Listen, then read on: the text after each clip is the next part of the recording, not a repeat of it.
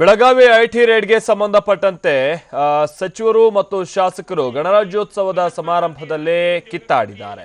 ತಮ್ಮ ಮೇಲೆ ನಡೆದಿದ್ದಂತ ದಾಳಿ ಪ್ರಕರಣಕ್ಕೆ ಸಂಬಂಧಪಟ್ಟಂತೆ ಬೆಳಗಾವಿಯಲ್ಲಿ ನಡೆದ ಗಣರಾಜ್ಯೋತ್ಸವ ಕಾರ್ಯಕ್ರಮದಲ್ಲಿ ಜಿಲ್ಲಾ ಉಸ್ತುವಾರಿ ಸಚಿವ ರಮೇಶ್ ಜಾರಕಿಹೊಳಿ ಶಾಸಕ ಸಂಜಯ್ ಪಾಟೀಲ್ರನ್ನ ತರಾಟೆಗೆ ತೆಗೆದುಕೊಂಡ್ರು. ಐಟಿ ದಾಳಿ ಹಿಂದೆ ನಿನ್ನ ಹೆಸರು ಕೇಳ್ತಾ ಇದೆ, ನೀನ್ ಈ ರೀತಿ ರಾಜಕಾರಣ ಮಾಡಬಾರ್ದಿತ್ತು ಅಂತ ಹೇಳಿ ತರಾಟೆಗೆ ತೆಗೆದುಕೊಂಡ್ರು. ಇದಕ್ಕೆ ಸಮಜಾಯಿಷಿ ನೀಡಿದಂತ ಶಾಸಕ ಸಂಜಯ್ ಪಾಟೀಲ್, ನಾನು ನಿಮ್ಮ ಬಗ್ಗೆ ಐಟಿಗೆ ದೂರನ್ನ ಕೊಟ್ಟಿಲ್ಲ. ನನ್ನ ಬೆಂಬಲಿಗ ಸನತ್ ಕುಮಾರ್ ಲಕ್ಷ್ಮೀ ಹೆಬ್ಬಾಳ್ಕರ್ ಅವರ ಹರ್ಷ ಶುಗರ್ಸ್ ಫ್ಯಾಕ್ಟರಿ ಬಗ್ಗೆ ಇಡಿಗೆ ಮಾಹಿತಿಯನ್ನ ನೀಡಿದ್ದ.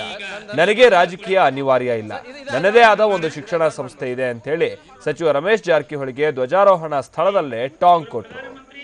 ಫಸಲ್ ವಿಮಾ ಯೋಜನೆ, ಮಹಾತ್ಮ ಗಾಂಧಿ ರಾಷ್ಟ್ರೀಯ ಉದ್ಯೋಗ ಖಾತ್ರಿ ಯೋಜನೆಯಡಿ ಜಲಾಮೃತ, ಪ್ರಧಾನಮಂತ್ರಿ ಕೃಷಿ ಸಿಂಚಯ ಯೋಜನೆ, ಕೃಷಿ ಭಾಗ್ಯ ಯೋಜನೆ ಹಾಗೂ ಬೆಳಗಾವಿ ಜಿಲ್ಲೆಯಲ್ಲಿ ಕೃಷಿ ತಂತ್ರಜ್ಞರ ಸಂಸ್ಥೆಯ ಪ್ರಾರಂಭದ ಮುಂದಾಳತ್ವ ಹಾಗೂ ಇಲಾಖೆಯ ಇನ್ನಿತರೆ ಎಲ್ಲ ಕಾರ್ಯಕ್ರಮಗಳಲ್ಲಿ ಫಸಲ್ ವಿಮಾ ಯೋಜನೆ, ಮಹಾತ್ಮ ಗಾಂಧಿ ರಾಷ್ಟ್ರೀಯ ಉದ್ಯೋಗ ಖಾತ್ರಿ ಯೋಜನೆಯಡಿ ಜಲಾಮೃತ, ಪ್ರಧಾನಮಂತ್ರಿ ಕೃಷಿ ಸಿಂಚಯ ಯೋಜನೆ, ಕೃಷಿ ಭಾಗ್ಯ ಯೋಜನೆ ಹಾಗೂ ಬೆಳಗಾವಿ ಜಿಲ್ಲೆಯಲ್ಲಿ ಸಣ್ಣ ಕೈಗಾರಿಕಾ ಸಚಿವ ರಮೇಶ್ ಜಾರಕಿಹೊಳಿ ಅವರ ಮನೆ ಹಾಗೆ ಕಚೇರಿ ಮೇಲೆಲ್ಲ ದಾಳಿ ನಡೆದಂತಹ ಸಂದರ್ಭದಲ್ಲಿ ಸುಮಾರು 100 ಕೋಟಿಗೂ ಅಧಿಕ ಮೌಲ್ಯದ ಬೇನಾಮಿ ಆಸ್ತಿಯನ್ನ ಪತ್ತೆ ಹಚ್ಚಿದ್ದಾರೆ ಅಂತೆಲ್ಲೂ ಕೂಡ ಲಭ್ಯ ಆಗಿರುವಂತಹ ರಿಪೋರ್ಟ್. ಅದನ್ನ ರಮೇಶ್ ಜಾರಕಿಹೊಳಿ ಅವರು ಒಂದು ಕಡೆ ಅಲ್ಲಗೆಳೆದಿದ್ರು ಕೂಡ ಇವತ್ತು ಬೆಳಗಾವಿಯಲ್ಲಿ ಗಣರಾಜ್ಯೋತ್ಸವದ ಹಿನ್ನೆಲೆಯಲ್ಲಿ ಧ್ವಜಾರೋಹಣ ನಡೀತಾ ಇದ್ದಂತಹ ಸಂದರ್ಭ, ಆ ಸಂದರ್ಭದಲ್ಲಿ ಅವರ ಪಕ್ಕದಲ್ಲೇ ಇದ್ದಂತಹ ಸಂಜಯ್ ಪಾಟೀಲ್ ಅವರ ಮೇಲೆ ಒಂದು ಹಂತದಲ್ಲಿ ರಮೇಶ್ ಜಾರಕಿಹೊಳಿ ಅವರು ನೀನೇ ಐಟಿ ದಾಳಿ ಮಾಡಿಸೋದಕ್ಕೆ ಕಾರಣ, ನಿನ್ನ ಕಡೆಯವರೇ ಅಥವಾ ನೀನೇ ಇದಕ್ಕೆ ಸಂಬಂಧಪಟ್ಟಂತೆ ಆದಾಯ ತೆರಿಗೆ ಇಲಾಖಾ ಅಧಿಕಾರಿಗಳಿಗೆ ಮಾಹಿತಿಯನ್ನ ಕೊಟ್ಟಿದೆಯಾ, ಕಂಪ್ಲೇಂಟ್ ಅನ್ನ ನನ್ನ ವಿರುದ್ಧವಾಗಿ ಕೊಟ್ಟಿದೆಯಾ ಅನ್ನುವಂಥ ವಿಚಾರವಾಗಿ ಇಬ್ಬರು ಕೂಡ ಪರಸ್ಪರ ಮಾತಾಡ್ತಾ ಇದ್ರು ಅಂತ ಹೇಳಿ ತಿಳಿದು ಬಂದಿದೆ. ಈ ಸಂದರ್ಭದಲ್ಲಿ ಶಾಸಕ ಸಂಜಯ್ ಪಾಟೀಲ್ ಅವರು ಕೂಡ ನನಗೆ ನೀವು ಹೇಳ್ತಾ ಇರುವಂಥದ್ದೆಲ್ಲ ಅಂದರೆ ನೀವು ಹೇಳ್ತಾ ಇರುವಂತೆ ನಾನು ಯಾವುದೇ ರೀತಿಯಾದಂಥ ಕಂಪ್ಲೇಂಟನ್ನು ಕೊಟ್ಟಿಲ್ಲ, ನನಗೆ ಈ ರೀತಿಯಾದಂಥ ರಾಜಕಾರಣ ಮಾಡುವಂಥ ಅನಿವಾರ್ಯತೆಯೂ ಇಲ್ಲ ಅನ್ನುವಂಥದ್ದನ್ನೆಲ್ಲ ಆ ಸಂದರ್ಭದಲ್ಲಿ ಹೇಳ್ತಾ ಇದ್ರು ಅಂತ ಹೇಳಿ ತಿಳಿದು ಬಂದಿದೆ.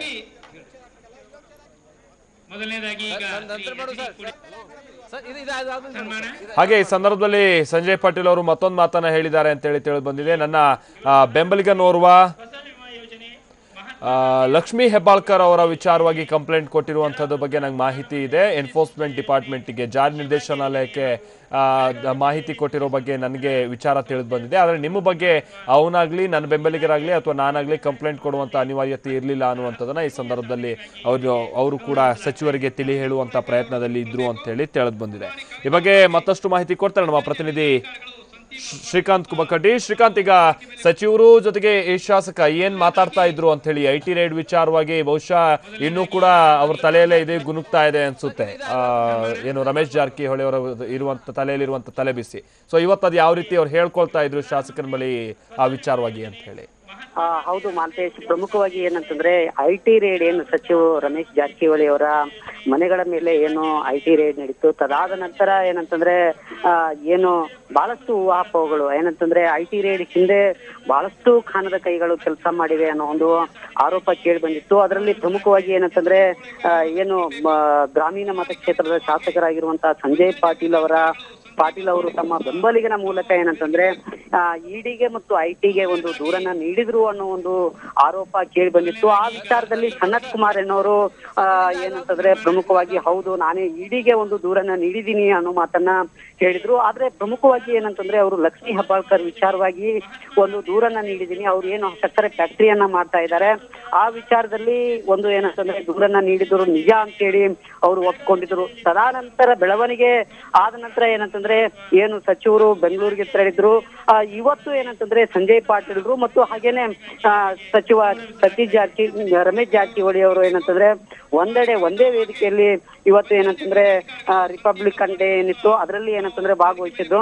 ಆ ಸಂದರ್ಭದಲ್ಲಿ ಸಹಜವಾಗಿ ಏನಂತಂದ್ರೆ ಇಬ್ಬರು ಮುಖಾಮುಖಿ ಆದಾಗ ಸಚಿವ ರಮೇಶ್ ಜಾರಕಿಹೊಳಿ ಅವರು ಶಾಸಕ ಸಂಜಯ್ ಪಾಟೀಲ್ ಅವರನ್ನ ಪ್ರಶ್ನೆ ಮಾಡಿದ್ರು. ಏನಂತಂದ್ರೆ ನೀನು ಏನಂತಂದ್ರೆ ನನ್ನ ವಿರುದ್ಧ ಏನಂತಂದ್ರೆ ಐಟಿಗೆ ದೂರನ್ನ ನೀಡಿದೀಯಾ ಅಂತ ಹೇಳಿ ನನಗೆ ಗೊತ್ತಾಗಿದೆ, ಈ ವಿಚಾರದಲ್ಲಿ ಇದು ಸರಿಯಲ್ಲ ರಾಜಕಾರಣ ಅಂತ ಹೇಳಿ ಅವರನ್ನ ಪ್ರಶ್ನೆಯನ್ನ ಮಾಡಿದ್ರು. ಅದಕ್ಕೆ ಇಲ್ಲ, ನಾನು ಆ ರೀತಿ ಯಾವುದೇ ರೀತಿ ನಾನು ದೂರನ್ನ ನೀಡಿಲ್ಲ, ಕೇವಲ ಏನಂತಂದ್ರೆ ಲಕ್ಷ್ಮೀ ಹೆಬ್ಬಾಳ್ಕರ್ ಅವರ ಏನು ಹರ್ಷ ಶುಗರ್ ಏನಿದೆ ಆ ವಿಚಾರದಲ್ಲಿ ನನ್ನ ಬೆಂಬಲಿಗ ಆಪ್ತ ಏನಂತಂದ್ರೆ ಸನತ್ ಕುಮಾರ್ ಅವರು ದೂರನ್ನ ನೀಡಿದ್ರು ಅಂತೇಳಿ ಅವರು ಸ್ಪಷ್ಟನೆ ನೀಡಿದ್ರು. ಅದಾದ ನಂತರ ಏನಂತಂದ್ರೆ ಇವರಿಗೆ ಸಚಿವರಿಗೆ ಏನಂತಂದ್ರೆ ಶಾಸಕ ಸಂಜಯ್ ಪಾಟೀಲ್ ಸಹ ಒಂದು ಸ್ಪಷ್ಟನೆಯನ್ನ ನೀಡಿದ್ರು. ಆ ರೀತಿ ಏನಂತಂದ್ರೆ ನಾನು ಕೆಟ್ಟ ರಾಜಕೀಯನ ಮಾಡುವ ಮತ್ತು ಏನಂತಂದ್ರೆ ದ್ವೇಷದ ರಾಜಕೀಯನ ನಾನು ಮಾಡೋದಿಲ್ಲ, ಯಾಕಂತಂದ್ರೆ ನನಗೆ ನನ್ನದೇ ಆದ ಕೆಲವು ಸಂಸ್ಥೆಗಳಿವೆ, ಅಲ್ಲಿ ಕೆಲಸ ಮಾಡ್ಕೊಂಡಿರ್ತೀನಿ ಅನ್ನೋ ಮಾತನ್ನ ಸ್ಪಷ್ಟಪಡಿಸಿದ್ರು. ಒಟ್ಟಾರೆ ಏನಂತಂದ್ರೆ ಇವತ್ತು ಮತ್ತೆ ಏನಂತಂದ್ರೆ ಸಚಿವರು IT ದಾಳಿ ವಿಚಾರವನ್ನ ಪ್ರಸ್ತಾಪ ಮಾಡಿರುವಂತದ್ದು ನಡೀತು ಮಾಲ್ತಿ.